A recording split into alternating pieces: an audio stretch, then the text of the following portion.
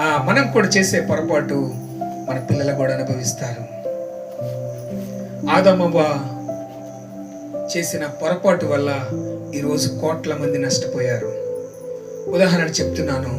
ఒక ఇంట్లో యజమానుడు తన పిల్లల్ని పట్టించుకోకుండా బాగా త్రాగుతూ విడిగా జీవిస్తూ చచ్చిపోయాడు అనుకోండి. ఆ పిల్లల యొక్క భవిష్యత్తు ఎలా ఉంటుంది?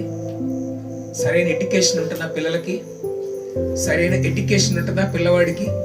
ఉంటుందా చెప్పండి? తన తండ్రి తాగుతూ పిల్లల్ని వదిలేసి కొన్నాళ్ళ తర్వాత చచ్చిపోయాడు.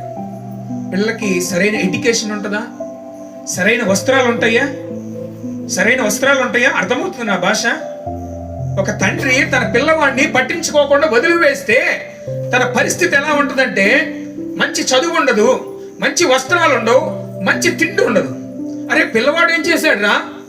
పిల్లవాడు ఏం చేయలేదే? మరి ఎందుకు పిల్లవాడు అనుభవిస్తున్నాడు? ఎందుకు పిల్లవాడు బాధపడుతున్నాడు?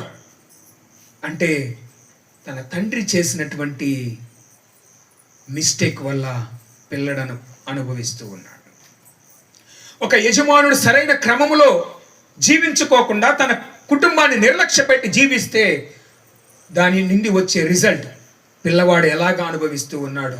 ఆదాము అవ్వ చేసిన రిజల్ట్ను బట్టి ఈరోజు మరణము, శాపము, బాధలు, కన్నీళ్లు అనేకమైనవి ఈరోజు వస్తూ ఉన్నాయి. ఎందుకు? సాతానికి ఏంటి లాభం?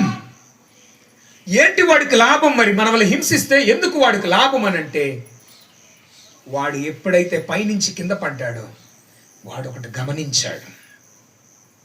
ఏదేను తోట చాలా